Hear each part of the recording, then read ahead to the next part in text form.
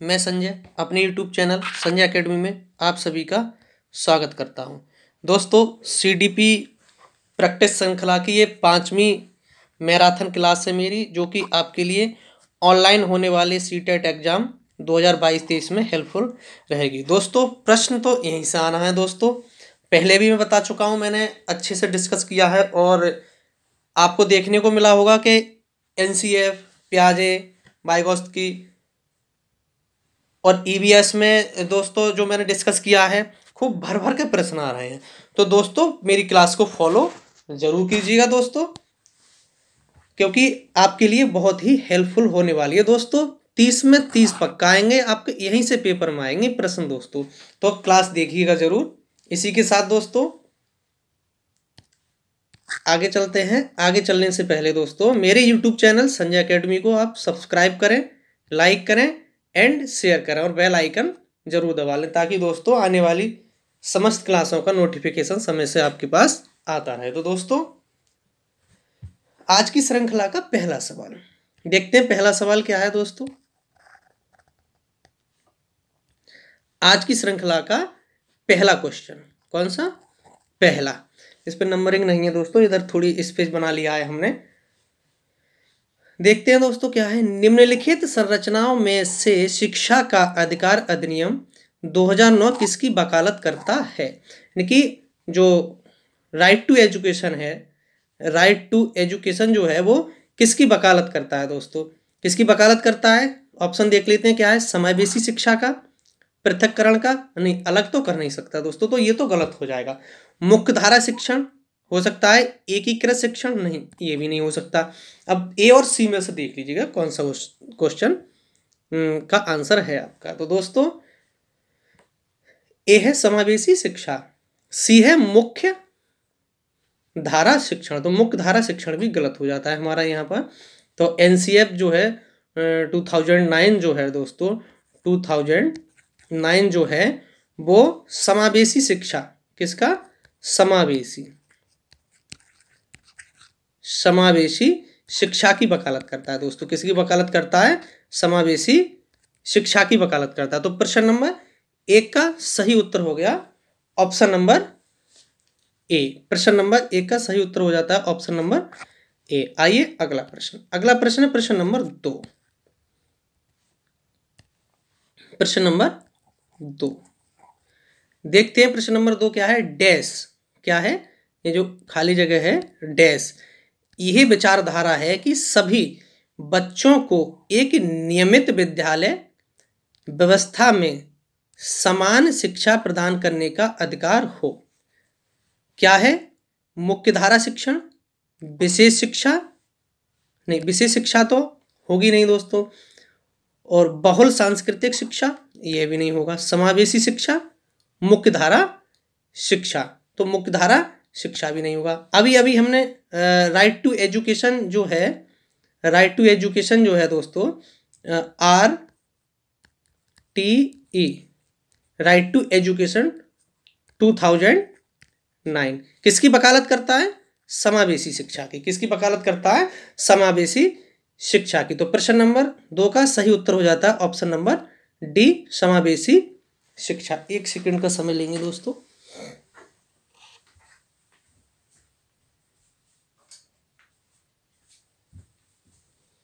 प्रश्न नंबर 2 का जो सही उत्तर हो जाता है वो हो जाता है ऑप्शन नंबर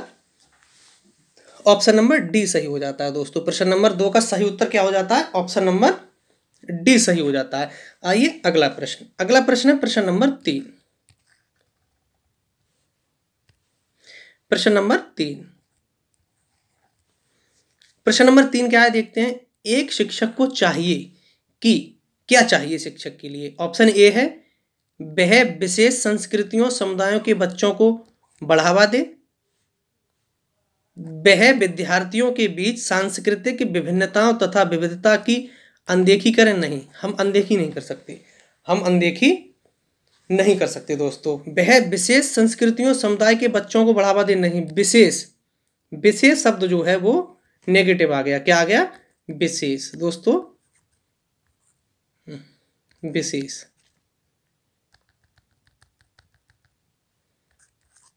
क्या है? विशेष। विशेष यानी कि कोई एक पर्टिकुलर, कोई एक, तो ये तो गलत हो जाता है, ये गलत हो जाता है, तो ए भी गलत हो जाता है हमारा। सी देखते हैं क्या है।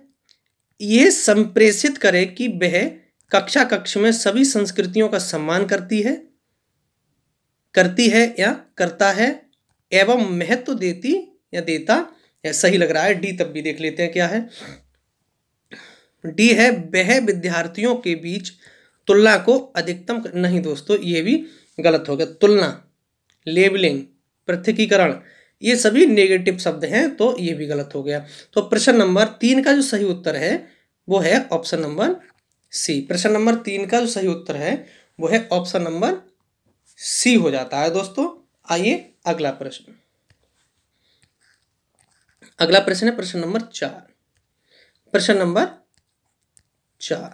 नंबर 4 क्या है देखते हैं। बच्चे प्रभावी रूप से सीखते हैं जब, कब सीखते हैं बच्चे? ऑप्शन देख लेते हैं क्या है। ऑप्शन नंबर ए है वे पाठ्य पुस्तक में दिए गए तथ्यों को याद करते हैं। याद करना तो गलत है। रट्टा ये भी गलत है। तो ऑप्शन नंबर, प्रश्न नंबर 4 का ऑप्शन नंबर ए तो गलत हो जाता है। ए गलत हो जाता है दोस्तों, ए तो गलत हो जाता है। बी देखते हैं क्या है।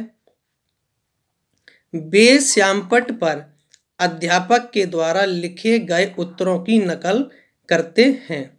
नहीं, ये भी गलत हो जाता है। सी देख लेते हैं क्या है। वे विभिन्न गतिविधियों एवं कार्यों में सक्रिय रूप से भाग लेते हैं। हाँ, सही लग रहा है। शिक्षक कक्षा में होने वाली सभी घटनाओं व बच्चों को पूर्ण रूप से नियंत्रित नहीं, ये भी गलत हो गया। बच्चा, हमें देखना क्या है, सीटेट का एक सीधा सा फंडा है, सीटेट का एक सीधा फंडा है, बच्चा जहां सक्रिय हो दोस्तों, बच्चा जहां सक्रिय हो, क्या होना चाहिए? सक्रिय हो, एकदम सही ऑप्शन रहेगा। अगर नॉट नहीं है, या नहीं, के सिवाय ये नहीं है। अगर ये है दोस्तों तो हमारे लिए थोड़े सोच विचार करके ऑप्शन टिक करना है, और अगर ये नहीं है तो बिल्कुल सही है, ये बिल्कुल सही, बच्चा जहां सक्रिय है। तो प्रश्न नंबर 4 का जो सही उत्तर हो जाता है वो हो जाता है ऑप्शन नंबर सी। वे विभिन्न गतिविधियों एवं कार्यों में सक्रिय, क्या है? सक्रिय रूप से भाग लेते हैं। तो प्रश्न नंबर 4 का सही उत्तर हो जाता है ऑप्शन नंबर सी। आइए अगला प्रश्न। अगला प्रश्न है प्रश्न नंबर 5। प्रश्न नंबर 5 क्या है देखते हैं दोस्तों। प्रश्न नंबर 5 क्या है? प्रश्न नंबर 5 है, प्रश्न नंबर 5 दोस्तों, पेन का थोड़ा क्लिच रहेगा। बच्चों को कक्षा में प्रश्न पूछना चाहिए, नहीं पूछना चाहिए? तो देखते हैं क्या है। ऑप्शन ए है पूछने के लिए हतोत्साहित करना चाहिए। नहीं दोस्तों, हतोत्साहित जो है, हतोत्साहित हमें कभी भी नहीं करना है। तो यह शब्द तो बिल्कुल गलत हो जाता है, तो ए तो गलत हो जाता है, ए गलत हो जाता है। पूछने की अनुमति नहीं देनी चाहिए, क्यों? नहीं आ गया, फिर नहीं शब्द आ गया, गलत हो गया, ये भी गलत हो गया। पूछने से रोकना चाहिए, रोकना शब्द आ गया, क्या आ गया? रोकना, ये भी गलत हो गया, ये भी नेगेटिव है। अगर यहाँ नहीं होता तो ये सही हो जाते, तो सी भी गलत हो जाता है। ऑप्शन नंबर डी है पूछने के लिए प्रेरित करना चाहिए। बिल्कुल दोस्तों, हमें बच्चे के लिए प्रश्न पूछने के लिए लगातार प्रेरित करना चाहिए। तो प्रश्न नंबर 5 का जो सही उत्तर हो जाता है वो हो जाता है ऑप्शन नंबर डी। प्रश्न नंबर 5 का सही उत्तर हो जाता है ऑप्शन नंबर डी। प्रश्न नंबर 5 का सही उत्तर क्या हो जाएगा? Option number D. आइए अगला प्रश्न। अगला प्रश्न है प्रश्न नंबर 6। प्रश्न नंबर 6 देखते हैं। प्रश्न नंबर 6 क्या है? निम्नलिखित में से कौन सी एक मुख्य प्रक्रिया नहीं है? अब दोस्तों हमें नहीं पर ध्यान देना है। किस पर ध्यान देना है? नोट पर, NOT, नोट, कि नहीं पर ध्यान देना है विशेष, जिसके द्वारा सार्थक अधिगम घटित होता है। सार्थक अधिगम जो है वो घटित होता है, वो नहीं है। देख लेते हैं क्या है। पुनरावृत्ति एवं अभ्यास, ऑप्शन नंबर ए है पुनरावृत्ति एवं अभ्यास। निर्देश एवं संचालन, अन्वेषण एवं पारस्परिक क्रिया, कंठस्थीकरण एवं स्मरण। तो पुनरावृत्ति एवं अभ्यास इससे तो होगा, तो ये तो गलत होगा क्योंकि हमसे नहीं पूछा है। निर्देश एवं संचालन इससे भी होगा, इसीलिए गलत होगा क्योंकि हमसे नहीं पूछा है। अन्वेषण एवं पारस्परिक क्रिया आपस में, तो ये सही है इसीलिए गलत हो गया। कंठस्थीकरण इससे नहीं होगा दोस्तों। कंठस्थीकरण एवं स्मरण, बच्चा किसी एक शब्द को बार बार याद कर रहा है, 2 एकम 2, 2 एकम 2, 2 एकम 2 है ना, और स्मरण और याद ही कर रहा है, तो इससे नहीं होगा, यही गलत है, इसीलिए सही हो गया। तो प्रश्न नंबर 6 का जो सही उत्तर हो जाएगा, प्रश्न नंबर 6 का सही उत्तर है ऑप्शन नंबर डी। प्रश्न नंबर 6 का सही उत्तर हो जाता है ऑप्शन नंबर डी सही हो जाता। आइए अगला प्रश्न,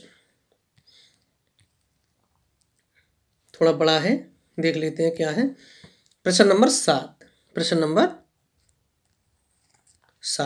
7 है, निम्नलिखित में से कौन सा स्तंभ का के बच्चों को स्तंभ खा में उनकी प्राथमिक विशेषताओं के सही मिलान को प्रस्तुत करता है। स्तंभ का और स्तंभ खा। प्रतिभाशाली, अधिगम, सृजनात्मक, अवधान कमी, अति सक्रियता, व्यतिक्रम ADHD। इधर है ए है धारा प्रभाव पढ़ने में कमी, बी है मूल समाधानों के बारे में आसक्तता, सोच सकता है, आसानी से विचलित होने की आदत, शीघ्रता से एवं स्वतंत्र रूप से सीखने की योग्यता। तो इसका मिलान कर लेते हैं, स्तंभ का स्तंभ खा से मिलान कर लेते हैं, देखते हैं क्या है।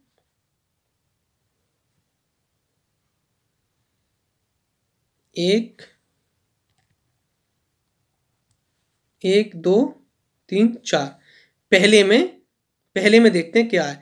प्रतिभाशाली बच्चा जो होगा दोस्तों वो शीघ्र, डी। पहला, दूसरा, तीसरा, चौथा। तो पहले में हमारा कौन सा हो जाता है, पहले में हो जाता है डी, पहले में डी हो जाता है। प्रतिभाशाली जो बच्चा है वो शीघ्रता से एवं स्वतंत्र रूप से सीखने की योग्यता रखता है। बिल्कुल सही बात हो गई, बिल्कुल सही बात हो गई। दूसरा देखते हैं अधिगम जो है धारा प्रवाह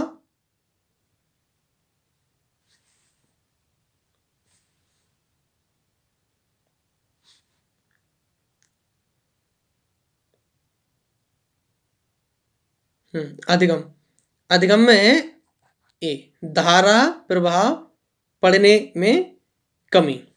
तो दूसरे में जो हो जाता है वो हो जाता है हमारा ए, क्या हो जाता है, ए हो जाता है हमारा, दूसरे में ए हो जाता है। तीसरा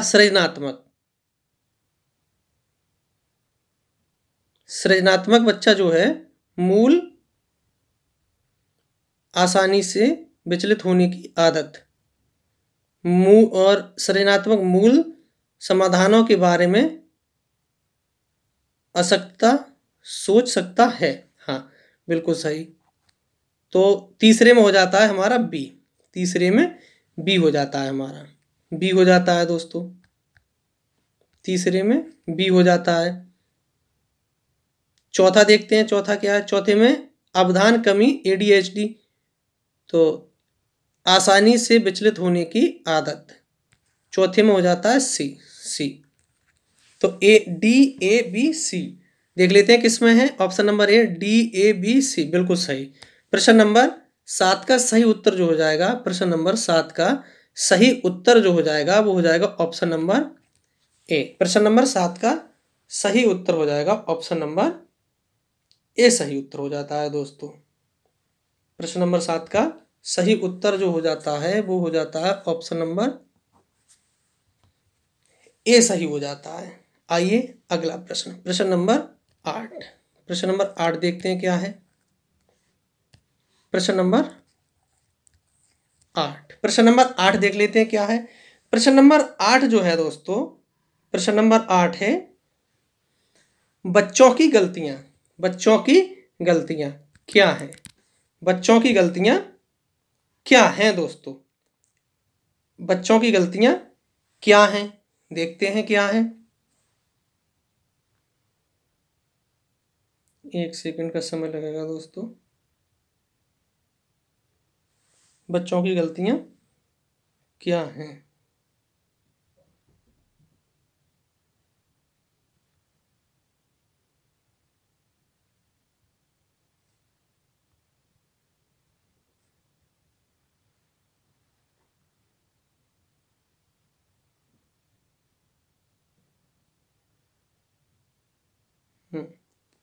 सही है दोस्तों, प्रश्न नंबर 8। प्रश्न नंबर 8 देख लेते हैं क्या है। प्रश्न नंबर 8 है दोस्तों, बच्चों की गलतियां क्या इंगित करती हैं? बच्चों की गलतियां क्या इंगित करती हैं? ऑप्शन ए है बार बार अभ्यास करने के लिए कहकर तुरंत सुधार देनी चाहिए, अधिगम का एक भाग है तथा उनके विचारों में एक अंतर्दृष्टि देती हैं। ऑप्शन नंबर सी है शिक्षण अधिगम प्रक्रिया में महत्वहीन है। ऑप्शन नंबर डी प्रदर्शित करती हैं कि बच्चे कितने लापरवाह हैं। नहीं, ये तो होगा नहीं। बार बार, ऑप्शन नंबर ए देखते हैं, बार बार अभ्यास करने के लिए कहकर तुरंत सुधार देनी चाहिए। नहीं, ये भी नहीं। अधिगम का एक भाग है तथा उनके विचारों में एक अंतर्दृष्टि देती हैं, बिल्कुल सही है। शिक्षण अधिगम प्रक्रिया में महत्वहीन नहीं, महत्वहीन नहीं, महत्वपूर्ण होती हैं दोस्तों। क्या होती हैं? महत्वपूर्ण, महत्वपूर्ण होती हैं दोस्तों। त्रुटियां जो हैं वो महत्वपूर्ण होती हैं दोस्तों। तो प्रश्न नंबर 8 का जो सही उत्तर हो जाता है, प्रश्न नंबर 8 का सही उत्तर हो जाता है ऑप्शन नंबर बी, अधिगम का एक भाग है तथा उनके विचारों में एक अंतर्दृष्टि देती है। प्रश्न नंबर 8 का सही उत्तर हो जाता है ऑप्शन नंबर बी, सी भी गलत है। आइए अगला प्रश्न। अगला प्रश्न है प्रश्न नंबर 9। क्या है? प्रश्न नंबर 9, मूल्यांकन को क्या है? मूल्यांकन को डैश शिक्षण अधिगम प्रक्रिया का एक भाग होना चाहिए, केवल नंबरों के संदर्भ में करना चाहिए। नहीं, केवल शब्द जो है दोस्तों वो गलत आ गया। अगर यहाँ नहीं पूछा होता तो ये सही हो जाता, लेकिन यहाँ ये गलत है दोस्तों। यहाँ ये गलत है। वस्तुनिष्ठ प्रकार के लिखित कार्यों पर आधारित होना चाहिए। नहीं दोस्तों, ये भी गलत हो जाएगा। एक अलग गतिविधि के रूप में लेना चाहिए। अलग अलग जो दोस्तों शब्द हो गया जो गलत हो गया। नहीं, तो प्रश्न नंबर 9 का सही उत्तर हो जाता है ऑप्शन नंबर ए, मूल्यांकन को शिक्षण अधिगम प्रक्रिया का एक भाग होना चाहिए। आइए अगला प्रश्न। प्रश्न नंबर 9 का तो सही उत्तर हो जाता है ऑप्शन नंबर ए। आइए अगला प्रश्न। अगला प्रश्न है प्रश्न नंबर 10।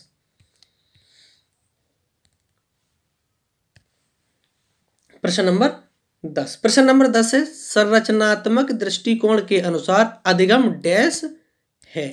संरचनात्मक दृष्टिकोण के अनुसार अधिगम डैश है। क्या है? ऑप्शन ए, एक निष्क्रिय एवं व्यक्तिपरक प्रक्रिया है, जानकारी के अर्जन की प्रक्रिया है। ऑप्शन नंबर सी, अनुभव के परिणाम के रूप में व्यवहार एक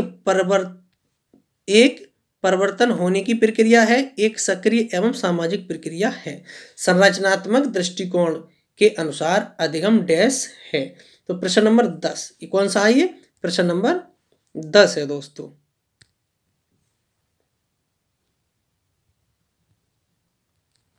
प्रश्न नंबर 10 कौन सा है? ये प्रश्न नंबर 10 है दोस्तों। प्रश्न नंबर 10, तो एक सक्रिय, प्रश्न नंबर 10 का सही उत्तर क्या हो जाए देख लेते हैं। एक निष्क्रिय एवं व्यक्ति परक प्रक्रिया है। नहीं, निष्क्रिय नहीं होता है। अधिगम जो है दोस्तों वो संरचनात्मक दृष्टिकोण से अधिगम एक निष्क्रिय नहीं सक्रिय होता है। कैसा होता है दोस्तों? ये सक्रिय होता है, सक्रिय होता है। निष्क्रिय नहीं होता है, ये तो गलत हो गया। ऑप्शन नंबर ए तो गलत हो गया। जानकारी के अर्जन की प्रक्रिया नहीं, सिर्फ जानकारी थोड़ी लेनी है हमारे लिए, तो ऑप्शन नंबर बी भी सही गलत हो जाता है। ऑप्शन नंबर सी देखते हैं क्या है, अनुभव के परिणाम के रूप में व्यवहार में, अनुभव के परिणाम के रूप में व्यवहार में एक परिवर्तन होने की प्रक्रिया है, बिल्कुल गलत, बिल्कुल गलत। ऑप्शन नंबर डी देखते हैं क्या है, एक सक्रिय एवं सामाजिक प्रक्रिया है, बिल्कुल वाइगोत्स्की जी इसी को मानते हैं। तो प्रश्न नंबर 10 का सही उत्तर हो जाता है ऑप्शन नंबर डी। प्रश्न नंबर 10 का सही उत्तर हो जाता है ऑप्शन नंबर डी। आइए अगला प्रश्न, अगला प्रश्न है प्रश्न नंबर 11। प्रश्न नंबर 11, प्रश्न नंबर 11 है, देखते हैं, जब शिक्षक को विद्यार्थियों एवं उनकी योग्यताओं के बारे में, जब शिक्षक को विद्यार्थियों एवं उनकी योग्यताओं के बारे में सकारात्मक विश्वास होता है, तब विद्यार्थी क्या करता है, निश्चिंत हो जाते हैं, तब विद्यार्थी निश्चिंत हो जाते हैं तथा सीखने के लिए किसी भी तरह का प्रयास करना बंद कर देते हैं, बिल्कुल गलत, बिल्कुल गलत दोस्तों। बी देखते हैं क्या है, का उत्साह भंग हो जाता है तथा वे दबाव में आ जाते हैं, नहीं ऐसा भी नहीं है। किसी भी रूप में प्रभावित नहीं होते, नहीं ऐसा भी नहीं है। ऑप्शन नंबर डी देख लेते हैं क्या है, सीखने के लिए उत्सुक एवं प्रेरित रहते हैं, बिल्कुल सही। प्रश्न नंबर 11 का सही उत्तर हो जाता है ऑप्शन नंबर डी सही हो जाता है। प्रश्न नंबर 11 का सही उत्तर हो जाता है ऑप्शन नंबर डी। आइए अगला प्रश्न, अगला प्रश्न है प्रश्न नंबर 12। प्रश्न नंबर 12, प्रश्न नंबर 12 देख लेते हैं क्या है प्रश्न नंबर 12। प्रश्न नंबर 12 है, एक शिक्षक बच्चों को प्रभावी रूप से समस्या का समाधान करने में सक्षम बनाने के लिए किस तरह से प्रोत्साहित कर सकती है या कर सकता है। ऑप्शन देख लेते हैं क्या है। ऑप्शन है, ऑप्शन ए है, पाठ्य पुस्तक से एक ही प्रकार के प्रश्नों के उत्तर के अभ्यास के लिए उन्हें पर्याप्त मात्रा में अवसर प्रदान करें करके, नहीं ये तो गलत हो जाता है दोस्तों, ये गलत हो जाता है।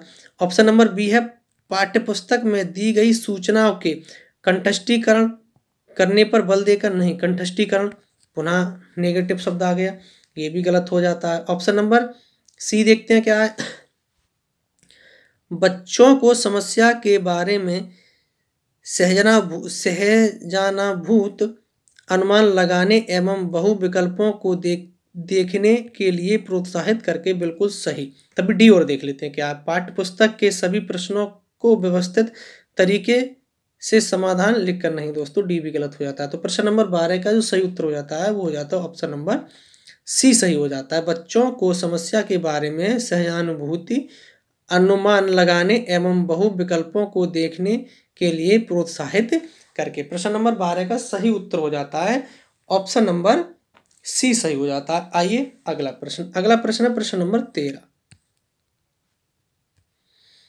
प्रश्न नंबर 13, प्रश्न नंबर 13, प्रश्न नंबर 13 क्या कहते हैं, देखते हैं, वह विधियां जिनके प्रयोग में विद्यार्थियों की स्वयं पहल का प्रयास शामिल है। स्वयं कौन सा है, स्वयं, स्वयं बच्चा प्रयास कर रहा है, क्या कर रहा है, स्वयं बच्चा प्रयास कर रहा है, प्रयास कर रहा है। निम्न में से किसका उदाहरण है। ऑप्शन ए देख लेते हैं, ऑप्शन ए देख लेते हैं। ऑप्शन ए है निगमनात्मक विधि, ऑप्शन बी है अधिगमकर्ता केंद्रित विधि, ऑप्शन नंबर सी है परंपरागत विधि, नहीं सी तो गलत हो जाता है। अंतर्व्यक्तिक बुद्धि, नहीं ये भी गलत हो जाता है। निगमनात्मक बुद्धि, ये भी गलत हो जाता है। तो प्रश्न नंबर 13 का जो सही उत्तर हो जाता है वो है ऑप्शन नंबर बी अधिगमकर्ता केंद्रित विधि, बच्चा स्वयं में प्रयास कर रहा है। तो प्रश्न नंबर 13 का जो सही उत्तर हो जाता है वो हो जाता है ऑप्शन नंबर बी सही हो जाता है। आइए अगला प्रश्न, अगला प्रश्न है प्रश्न नंबर 14। प्रश्न नंबर 14, प्रश्न नंबर 14 देखते हैं क्या है। प्रश्न नंबर 14 है, नीचे लिखी हुई स्थिति किस सिद्धांत को दर्शाती है। स्थिति देख लेते हैं क्या है, जो विद्यार्थी अच्छा प्रदर्शन नहीं कर पाते हैं वे महसूस करते हैं कि वे पर्याप्त रूप से अच्छे नहीं हैं और हतोत्साहित महसूस करते हैं तब उनमें बिना प्रयास के कार्य को आसानी से छोड़ देने की संभावना है। हाँ, बिल्कुल सही बात है। देख लेते हैं क्या है, देख लेते हैं क्या है। ऑप्शन देखते हैं क्या है। संज्ञान एवं संवेग संबंधित नहीं है, ये तो गलत हो जाता है। आनुवंशिकता एवं पर्यावरण अलग नहीं है, ये भी गलत हो जाता है, ये भी गलत हो जाता है। आनुवंशिकता एवं पर्यावरण संबंधित नहीं है, नहीं संबंधित होते हैं, ये भी गलत हो जाता है। ऑप्शन नंबर डी देख लेते हैं क्या है। संज्ञान एवं संवेग अलग नहीं है, बिल्कुल सही। प्रश्न नंबर 14 का सही उत्तर हो जाता है ऑप्शन नंबर डी। प्रश्न नंबर 14 का सही जो उत्तर हो जाता है वो हो जाता है ऑप्शन नंबर डी। आइए अगला प्रश्न, अगला प्रश्न है प्रश्न नंबर 15। प्रश्न नंबर 15, प्रश्न नंबर 15 है निम्नलिखित में से कौन प्राथमिक सामाजिकरण माध्यम है। यानी निम्नलिखित में से कौन प्राथमिक सामाजिकरण का माध्यम है। प्राथमिक कौन सा है दोस्तों, क्या देखना है हमारे लिए। प्राथमिक विद्यालय, विद्यालय कभी प्राथमिक नहीं होता, विद्यालय कभी प्राथमिक नहीं होता। सरकार, ये भी कभी प्राथमिक नहीं होता। मीडिया, मीडिया जो है तो ये जो है ये सब सेकेंडरी हैं। कौन से हैं, ये सेकेंडरी हैं। परिवार, बिल्कुल सही, परिवार जो है वो प्रथम है। प्रश्न नंबर 15 का जो सही उत्तर हो जाता है वो हो जाता है ऑप्शन नंबर डी, परिवार। प्रश्न नंबर 15 का सही उत्तर हो जाता है ऑप्शन नंबर डी, परिवार। आइए अगला प्रश्न, अगला प्रश्न, अगला प्रश्न है प्रश्न नंबर 16। प्रश्न नंबर 16, प्रश्न नंबर 16 क्या कहते हैं देखते हैं। प्रश्न नंबर 16, प्रश्न नंबर 16 क्या कहता है देखते हैं दोस्तों। प्रश्न नंबर 16,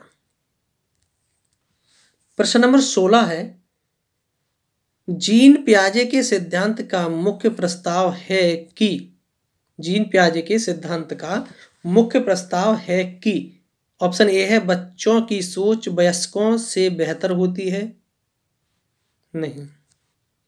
बच्चों की सोच मात्रात्मक रूप से वयस्कों से भिन्न होती है, नहीं।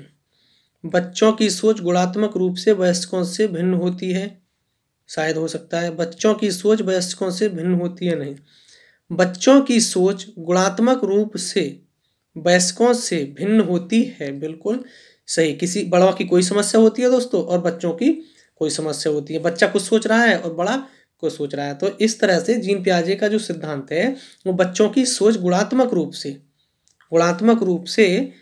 रूप में वयस्कों से भिन्न होती है। तो प्रश्न नंबर 16 का सही उत्तर हो जाता है ऑप्शन नंबर सी, सही हो जाता है। प्रश्न नंबर 16, प्रश्न नंबर 16 का जो सही उत्तर हो जाता है दोस्तों वो प्रश्न नंबर 16, प्रश्न नंबर 16 का जो सही उत्तर हो जाता है वो है ऑप्शन नंबर सी। प्रश्न नंबर 16 का ऑप्शन नंबर सी जो है वो सही हो जाता है। आइए अगला प्रश्न, अगला प्रश्न है प्रश्न नंबर 17, जेंडर। क्या है दोस्तों, जेंडर। प्रश्न नंबर 17, प्रश्न नंबर 17, प्रश्न नंबर 17 है जेंडर। जेंडर क्या है, जेंडर क्या है दोस्तों। एक मनोवैज्ञानिक सत्ता है, नहीं, मनोवैज्ञानिक नहीं है दोस्तों, ये तो गलत हो जाता है। एक सामाजिक संरचना है, एक आर्थिक अवधारणा है, नहीं, ये भी गलत हो जाता है। एक जैविक निर्धारक है, नहीं, ये भी गलत हो जाता है। एक ही ऑप्शन बचता है प्रश्न नंबर 17 का, ऑप्शन नंबर बी, एक सामाजिक संरचना है। प्रश्न नंबर 17 का जो सही उत्तर हो जाता है वो हो जाता है ऑप्शन नंबर बी, एक सामाजिक संरचना है। आइए अगला प्रश्न, अगला प्रश्न है प्रश्न नंबर 18। कौन सा है, प्रश्न नंबर 18। प्रश्न नंबर 18 देख लेते हैं क्या है। प्रश्न नंबर 18, प्रश्न नंबर 18 निम्नलिखित में से कौन विकास के व्यापक आयामों की सही पहचान करता है। विकास के, किसके, विकास के व्यापक यानी विस्तृत आयामों की सही पहचान करता है। ऑप्शन ए है संवेगात्मक, बौद्धिक, आध्यात्मक एवं स्वयं। ऑप्शन नंबर बी है शारीरिक, व्यक्तित्व, आध्यात्मिक एवं संवेगात्मक। ऑप्शन नंबर सी है सामाजिक, शारीरिक, व्यक्तित्व, स्वयं। ऑप्शन नंबर डी है शारीरिक, संज्ञानात्मक, सामाजिक और संवेगात्मक। तो प्रश्न नंबर 18 का सही क्या होगा दोस्तों? संवेगात्मक नहीं, ये तो गलत हो जाता है। शारीरिक सही है, व्यक्तित्व नहीं, ये भी गलत हो जाता है। सामाजिक पहले आ गया तो ये भी गलत हो जाता है। ऑप्शन नंबर डी ही सही है। प्रश्न नंबर 18 का जो ऑप्शन बचता है वो ऑप्शन बचता है डी, शारीरिक बिल्कुल सही, संज्ञानात्मक बिल्कुल सही, इसके बाद सामाजिक और संवेगात्मक। प्रश्न नंबर 18 का सही उत्तर हो जाता है ऑप्शन नंबर डी सही हो जाता है, शारीरिक, संज्ञानात्मक, सामाजिक और संवेगात्मक। आइए अगला प्रश्न है प्रश्न नंबर 19। प्रश्न नंबर 19 क्या है देखते हैं क्या है। बुद्धि के बारे में निम्नलिखित कथनों में से कौन सा सही है, यानी कि राइट कौन सा है। देखते हैं। बुद्धि अनुभव के परिणाम के रूप में व्यवहार में एक अपेक्षाकृत स्थायी परिवर्तन है, नहीं, ये तो गलत हो जाता है। बुद्धि एक आनुवांशिक विशेषक है जिनमें मानसिक गतिविधियों जैसे स्मरण एवं तर्क शामिल होते हैं, नहीं, भी कुछ सही नहीं है, ये भी गलत हो जाता है। सी देखते हैं। बुद्धि बहुआयामी है जिसमें बुद्धि परीक्षणों के द्वारा पूर्ण रूप से परमें न की जाने वाली कई प्रतियोगिताएं शामिल हैं, बिल्कुल सही दोस्तों। डी तब भी देख लेते हैं क्या है। बुद्धि अपसारी रूप से सोचने की योग्यता है, नहीं, ये भी गलत हो जाता है। तो प्रश्न नंबर 19 का सही उत्तर जो हो जाता है वो हो जाता है ऑप्शन नंबर सी सही हो जाता है। बुद्धि बहुआयामी है, इनकी बुद्धि जो है बहुआयामी है जिसमें बुद्धि परीक्षणों के द्वारा पूर्ण रूप से परमें न की जाने वाली कई योग्यताएं शामिल हैं। प्रश्न नंबर 19 का सही उत्तर हो जाता है ऑप्शन नंबर सी। आइए अगला प्रश्न है प्रश्न नंबर 20। क्या है प्रश्न नंबर 20 दोस्तों? प्रश्न नंबर 20 क्या है देखते हैं। प्रश्न नंबर 20 है प्रगतिशील शिक्षा में बच्चों को किस तरह से देखा जाता है? किस तरह से देखा जाता है? निष्क्रिय अनुकारकों के रूप में, नहीं, गलत हो जाता है, सक्रिय होता है। बच्चा क्या है? बच्चा दोस्तों, बच्चा क्या होता है? सक्रिय होता है। बच्चा क्या होता है? सक्रिय होता है, तो ये तो गलत हो गया। ऑप्शन नंबर बी देखते हैं। सक्रिय अन्वेषकों के रूप में, सही लग रहा है, तब भी सी डी और देख लेते हैं। खाली स्लेटों के रूप में, नहीं, ये भी गलत हो जाता है क्योंकि बच्चा हमारे यहाँ जब स्कूल आता है तो लगभग 5000 शब्दों की जानकारी रखता है, 5000 शब्दों की जानकारी रखता है, तो खाली तो है ही नहीं। छोटे वयस्कों के रूप में, नहीं, ये भी गलत हो जाता है। तो प्रश्न नंबर 20 का सही उत्तर जो हो जाता है, सही उत्तर हो जाता है ऑप्शन नंबर बी सही हो जाता है, सक्रिय अन्वेषकों के रूप में। आइए अगला प्रश्न है प्रश्न नंबर 21। प्रश्न नंबर 21 है लेव वाइगोत्स्की के अनुसार अधिगम। लेव वाइगोत्स्की के अनुसार अधिगम कैसा है दोस्तों? कैसा है देख लेते हैं कैसा है।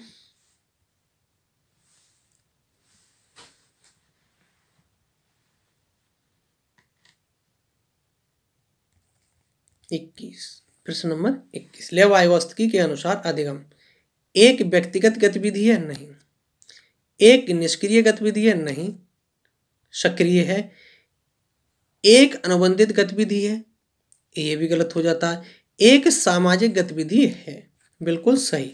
प्रश्न नंबर 21 का जो सही उत्तर हो जाता है वो हो जाता है ऑप्शन नंबर डी, एक सामाजिक गतिविधि है। आइए अगला प्रश्न है प्रश्न नंबर 22। कौन सा है? प्रश्न नंबर 22। प्रश्न नंबर 22 देखते हैं क्या है। प्रश्न नंबर यहाँ लिख लेते हैं हम 22। प्रश्न नंबर 22 निम्नलिखित में से कौन सा पूर्व क्रियात्मक अवस्था काल के बच्चों को विशेषित करता है? निम्नलिखित में से कौन सा पूर्व क्रियात्मक अवस्था काल के बच्चे को विशेषित करता है? ऑप्शन देख लेते हैं क्या है। ऑप्शन नंबर ए है लक्ष्य निर्देशित व्यवहार। ऑप्शन नंबर बी जो है, ऑप्शन नंबर बी है निलंबित अनुकरण।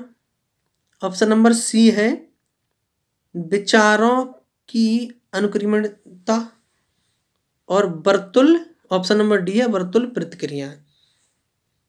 तो वर्तुल प्रतिक्रिया तो गलत हो जाता है, लक्ष्य निर्देशित व्यवहार भी गलत हो जाता है, निलंबित अनुकरण भी गलत हो जाता है दोस्तों। प्रश्न नंबर 22 का सही उत्तर हो जाता है विचारों की अनुक्रमणीयता।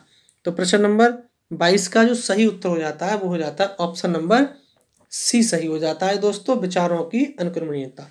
आइए अगला प्रश्न, अगला प्रश्न है प्रश्न नंबर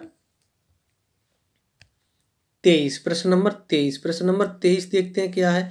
प्रश्न नंबर 23 है दोस्तों, बच्चों और उनके अधिगम के संदर्भ में निम्नलिखित कथनों में से कौन सा सही है। बच्चों और उनके अधिगम के संदर्भ में निम्नलिखित कथनों में से कौन सा सही है। ऑप्शन देख लेते हैं क्या है। ऑप्शन नंबर ए है, बच्चों को सीखने के लिए अभिप्रेरणा तथा सीखने के लिए उनकी सक्षमता केवल आनुवंशिकता के द्वारा पूर्व निर्धारित है। नहीं, केवल नहीं, पर्यावरण का भी किसका है दोस्तों, पर्यावरण, उसका पर्यावरण का भी बहुत ही उसमें योगदान है। तो ये तो गलत हो जाता है 23 का। बी देखते हैं क्या है, बच्चों की सामाजिक आर्थिक पृष्ठभूमि उनकी प्रेरणा एवं अधिगम सक्षमता को निर्धारित व सीमित करती हैं। नहीं, ये भी गलत हो गया, ये भी गलत हो गया। सी देखते हैं क्या, बच्चों को अधिगम हेतु प्रेरित करने के लिए उन्हें पुरस्कृत एवं दंडित करना होता है। नहीं दोस्तों, right to education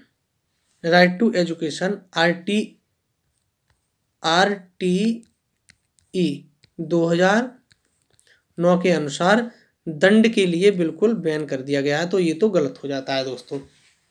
option number D देख लेते हैं क्या है। ऑप्शन नंबर डी है, सभी बच्चों, ऑप्शन नंबर डी जो है, सभी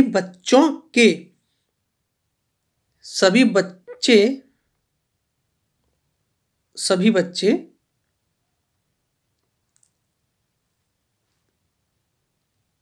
सीखने के लिए स्वाभाविक रूप से प्रेरित होते हैं तथा सीखने में सक्षम हैं। बिल्कुल सही। प्रश्न नंबर 23 का जो सही उत्तर हो जाता है, प्रश्न नंबर 23 का सही उत्तर हो जाता है ऑप्शन नंबर डी सही हो जाता है। आइए अगला प्रश्न, अगला प्रश्न है प्रश्न नंबर 24। प्रश्न नंबर 24 क्या है देखते हैं। प्रश्न नंबर 24 है, चालक विकास की दर में व्यक्तिगत विविधताएं होती हैं। चालक विकास की दर में व्यक्तिगत विविधताएं होती हैं, फिर भी चालक विकास का क्रम डैश से डैश तक है। अधोगामी, शीर्षगामी, अधोगामी से शीर्षगामी। ऑप्शन नंबर बी है, अपरिकृत यानी कि स्थूल चालक विकास, परिकृत सूक्ष्म चालक विकास। ऑप्शन नंबर सी है, परिकृत सूक्ष्म चालक विकास, अपरिकृत स्थूल चालक विकास, शीर्षगामी अधोगामी। तो ये शीर्षगामी अधोगामी तो होगा नहीं। ऑप्शन नंबर सी भी गलत हो जाता है। परिकृत सूक्ष्म चालक विकास, अपकृत स्थूल चालक विकास भी गलत हो जाता है। अधोगामी, शीर्षगामी, ए और डी एक से ही है। यहाँ शीर्षगामी हो गया है, यहाँ अधोगामी पहले हो गया है। ऑप्शन नंबर 24 का जो हो जाता है, ऑप्शन नंबर 24 का ऑप्शन नंबर बी सही है। अपरिष्कृत स्थूल चालक विकास, परिष्कृत सूक्ष्म चालक विकास, ऑप्शन नंबर बी सही हो जाता है। प्रश्न नंबर 24 का जो सही उत्तर हो जाता है, प्रश्न नंबर 24 का सही उत्तर हो जाता है ऑप्शन नंबर बी। आइए अगला प्रश्न, अगला प्रश्न है प्रश्न नंबर 25। प्रश्न नंबर 25, प्रश्न नंबर 25 है, वह अवधि जो वयस्कता के संक्रमण की पहल करती है, वह अवधि जो वयस्कता के संक्रमण की पहल करती है उसे क्या कहते हैं। मध्य बाल्यावस्था, पूर्व क्रियात्मक अवधि, बाल्यावस्था की समाप्ति, किशोरावस्था। प्रश्न नंबर 25, जो पहल जो करती है दोस्तों वो मध्य बाल्यावस्था तो गलत हो जाती है। पूर्व क्रियात्मक अवधि ये भी नहीं है। बाल्यावस्था की समाप्ति ये भी नहीं है। अवस्था, एडोलेसेंस है दोस्तों इसका उत्तर। प्रश्न नंबर 25 का जो सही उत्तर हो जाता है वो हो जाता है ऑप्शन नंबर डी सही हो जाता है, किशोरा अवस्था। आइए अगला प्रश्न, अगला प्रश्न है प्रश्न नंबर 26। प्रश्न नंबर 26, प्रश्न नंबर 26 जो है जीन पियाजे जी से है। जीन पियाजे के अनुसार बच्चे क्या है? ऑप्शन ए, प्रेक्षणात्मक अधिगम की प्रक्रिया का अनुसरण करते हुए दूसरों का अवलोकन करके सीखते हैं। नहीं, ये तो गलत हो जाता है, ये तो गलत हो जाता है। को उद्दीपन अनुक्रिया संबंधों के सावधानी पूर्ण नियंत्रण के द्वारा एक विशेष तरीके से व्यवहार करने के लिए अनुबंधित किया जा सकता है। नहीं, बी भी गलत हो जाता है। प्रश्न नंबर 26 का बी भी गलत हो जाता है। सी देखते हैं क्या है। सी है दोस्तों, सी जो है को पुरस्कार एवं दंड के सिद्धांतों, पुरस्कार एवं दंड के सिद्धांतों का प्रयोग करते हुए विशिष्ट तरीके से व्यवहार करना एवं सीखना सिखाया जा सकता है। नहीं, ये भी गलत हो गया, ये भी गलत हो जाता है। ऑप्शन नंबर डी देख लेते हैं। ज्ञान को सक्रिय रूप से संरचित करते हैं जैसे जैसे वे दुनिया में व्यवहार कौशल का प्रयोग करते हैं तथा अन्वेषण करते हैं। बिल्कुल सही। प्रश्न नंबर 26 का सही उत्तर जो हो जाता है, प्रश्न नंबर 26 का सही उत्तर जो हो जाता है वो हो जाता है ऑप्शन नंबर डी सही उत्तर हो जाता है। आइए अगला प्रश्न, अगला प्रश्न है प्रश्न नंबर 27। प्रश्न नंबर 27 क्या कहता है देख लेते हैं। प्रश्न नंबर 27, प्रश्न नंबर 27 जो है, प्रश्न नंबर 27, प्रश्न नंबर 27 है मौखिक संवाद जो बच्चे अपने आप से करते हैं उन्हें लेव वाइगोत्स्की क्या कहते हैं? यानी कि स्वयं से बात करना, जो यानी मौखिक संवाद, मौखिक संवाद मतलब स्वयं, क्या है दोस्तों? स्वयं से बात करना, स्वयं से बात करना, स्वयं से बात करना, इसे लेव वाइगोत्स्की क्या कहते हैं? व्यक्तिगत वार्ता, भ्रांति वार्ता भी तो गलत हो जाता है, समस्यात्मक वार्ता ये भी गलत हो जाता है, अहं केंद्रित वार्ता ये पियाजे कहते हैं ये भी गलत हो जाता है। तो प्रश्न नंबर 27, प्रश्न नंबर 27 का जो सही उत्तर हो जाता है दोस्तों वो हो जाता है प्राइवेट स्पीच। प्रश्न नंबर 27 का जो सही उत्तर हो जाता है वो हो जाता है ऑप्शन नंबर ए, व्यक्तिगत वार्ता। ऑप्शन नंबर ए सही हो जाता है। प्रश्न नंबर 27 का ऑप्शन नंबर ए सही हो जाता है, प्राइवेट स्पीच, व्यक्तिगत वार्ता। आइए अगला प्रश्न, अगला प्रश्न है प्रश्न नंबर 28। प्रश्न नंबर 28, प्रश्न नंबर 28 क्या कहते हैं देखते हैं दोस्तों। प्रश्न नंबर 28 है खिलौने, पहनावे की वस्तु, घरेलू सामग्रियां, व्यवसायों एवं रंगों को विशिष्ट लिंग के साथ संबंधित करना क्या प्रदर्शित करता है? क्या प्रदर्शित करता है? ऑप्शन देख लेते हैं। जेंडर रूढ़िवादिता, जेंडर रूढ़िवादिता, जेंडर सिद्धांत, जेंडर प्रासंगिकता, विकसित जेंडर पहचान। नहीं, विकसित जेंडर पहचान नहीं तो गलत हो जाता है, जेंडर प्रासंगिकता भी गलत हो जाता है, जेंडर सिद्धांत ऐसा भी कुछ नहीं है। तो दोस्तों ये है प्रश्न नंबर 28 का सीधा सा सही उत्तर है ऑप्शन नंबर ए, जेंडर। प्रश्न नंबर 28 का जो सही उत्तर हो जाता है वो हो जाता है ऑप्शन नंबर ए, जेंडर रूढ़िवादिता, जेंडर रूढ़िवादिता सही उत्तर हो जाता है। आइए अगला प्रश्न, अगला प्रश्न है प्रश्न नंबर 29। प्रश्न नंबर 29, प्रश्न नंबर 29 देखते हैं क्या है। प्रश्न नंबर 29 है एक प्रारंभिक कक्षा कक्ष में एक बच्ची अपने साथ जो अनुभव लाती है उसे क्या करना चाहिए दोस्तों? मान लीजिए ऑप्शन नंबर ए, उसकी उपेक्षा करनी चाहिए। उपेक्षा जो है वो गलत शब्द हो गया इसीलिए गलत हो गया। उन पर ध्यान नहीं देना चाहिए, नहीं शब्द फिर हमारा गलत हो गया इसलिए बी भी गलत हो गया। उन्हें शामिल कर उनका संचय करना चाहिए, सही बात है। उन्हें अस्वीकार करना चाहिए, नहीं। एक ए, बी और डी एक जैसे प्रश्न, एक जैसे उत्तर है तो ये भी गलत हो जाता है। तो प्रश्न नंबर 29 जो है दोस्तों, प्रश्न नंबर 29 का सही उत्तर हो जाता है ऑप्शन नंबर सी, उन्हें शामिल कर उनका संचय करना चाहिए। प्रश्न नंबर 29 का सही उत्तर हो जाता है ऑप्शन नंबर सी। आइए अगला प्रश्न, अगला प्रश्न प्रश्न नंबर 30।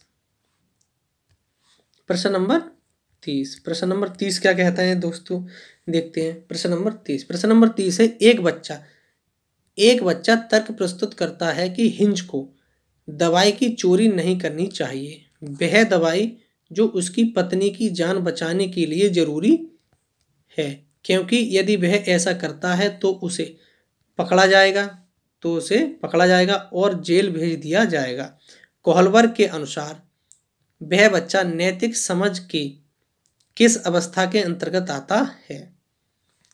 ये जो हाइंस एक है दोस्तों, हिंज जो है, ये कोहलवर जो एक काल्पनिक घटना के माध्यम से बच्चों पर उन्होंने जो प्रयोग किया उससे संबंधित है। ऑप्शन देख लेते हैं क्या है इसका। ऑप्शन नंबर ए, वह बच्चा किस में है, देख लेते हैं किस चरण में है। ऑप्शन नंबर ए, सामाजिक क्रम नियंत्रक अभिन्यास नहीं, ये तो गलत हो जाता है। दंड एवं आज्ञापालन अभिविन्यास सही लग रहा है, तब भी सी डी और देख लेते हैं। सार्वभौमिक नैतिक सिद्धांत अभिविन्यास, यंत्रीय उद्देश्य अभिविन्यास नहीं, यंत्रीय उद्देश्य अभिविन्यास ये भी गलत है। सार्वभौमिक नैतिक सिद्धांत अभिविन्यास ऐसी कोई बात नहीं है। ऑप्शन नंबर बी ही सही है, ऑप्शन नंबर बी सही है, दंड एवं आज्ञापालन अभिविन्यास। और प्रश्न नंबर 30 का जो सही उत्तर हो जाता है, प्रश्न नंबर 30 का सही उत्तर हो जाता है ऑप्शन नंबर बी सही हो जाता है, दंड एवं आज्ञापालन अभिविन्यास। अगला प्रश्न दोस्तों, ये 30 प्रश्न थे दोस्तों। 30 प्रश्नों का संकलन आपको कैसा लगा कमेंट बॉक्स में जरूर बताएं।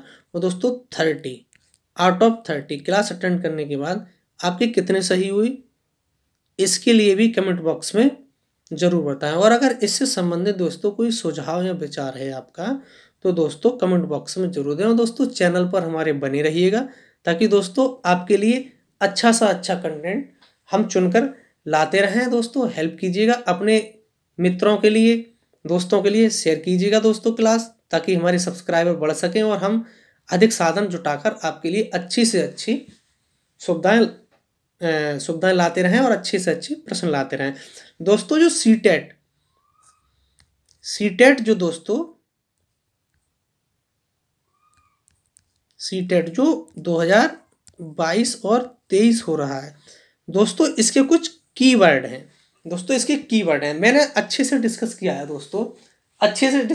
दोस्तों, मैंने एनसीएफ में मेरी एक वीडियो है दोस्तों, एनसीएफ 2005, इससे भी अच्छे खासे क्वेश्चन आ रहे हैं दोस्तों। और एनईपी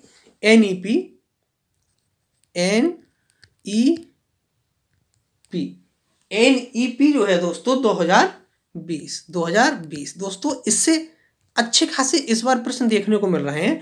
और मेरी चैनल पर वीडियो एनईपी के नाम से 2020 के नाम से डिस्कस है, आप उसे देख लीजिएगा दोस्तों। और लैंग्वेज स्किल्स हैं दोस्तों, इससे भी अच्छे खासे क्वेश्चन देखने को मिल रहे हैं। लैंग्वेज लर्निंग एंड एक्विजिशन, ये भी मैं डिस्कस कर चुका हूं दोस्तों। सीसीई जेंडर भी दोस्तों मैं अच्छे से, मोटिवेशन भी, लैंग्वेज एंड थॉट भी अच्छे से डिस्कस कर चुका हूं दोस्तों। प्याजे, वाइगोत्स्की और कोहलबर्ग दोस्तों, कोहलबर्ग भी अच्छे से डिस्कस कर चुका हूं दोस्तों, इससे भी दोस्तों आप देख लीजिएगा दोस्तों। कॉन्सेप्ट ऑफ डेवलपमेंट आप तैयार कर लीजिएगा दोस्तों। और सीसीई को भी दोस्तों देख लीजिएगा आप, और इंक्लूसिव एजुकेशन को भी देख लीजिएगा दोस्तों। तो दोस्तों ये लैंग्वेज स्किल्स जो हैं उसे भी देख लीजिएगा दोस्तों। ये एक शॉर्ट वीडियो में एक दोस्तों की पॉइंट और ट्रिक की एक वीडियो बहुत जल्द लेकर आ रहा हूं दोस्तों मैं आपके लिए, जो कि आपके लिए सीटेट 2022-23 जो हो रहा है 100% सफलता दिलाएगा दोस्तों, 100% सफलता दिलाएगा दोस्तों। चैनल पे बहुत कुछ है, आप देखिएगा, विजिट कीजिएगा चैनल, और दोस्तों अपने यार दोस्तों को शेयर कीजिएगा दोस्तों, और मदद कीजिएगा थोड़ी। और दोस्तों इसी के साथ आगे चलते हैं दोस्तों, अच्छे से तैयार कर लीजिएगा। सीटेट जो 2022-23 जो हो रहा है दोस्तों, इससे संबंधित बहुत अच्छे से मैंने डिस्कस किया है दोस्तों। आप विजिट कीजिएगा चैनल आपके, और पेपर देकर आएगा दोस्तों, और पेपर देकर आकर बताएगा दोस्तों। अगर आपकी हेल्प ना हो तो ये गारंटी की बात है दोस्तों, 100% आपको हेल्प मेरी क्लासों से मिलेगी दोस्तों। ईबीएस और सीडीपी एंड पेडागोजी में तो आपको कोई मात नहीं खिला सकता दोस्तों, अगर आप मेरा चैनल विजिट कर रहे हैं, देख रहे हैं तो दोस्तों। और दोस्तों इसी के साथ दोस्तों आने वाला वर्ष दोस्तों, आने वाला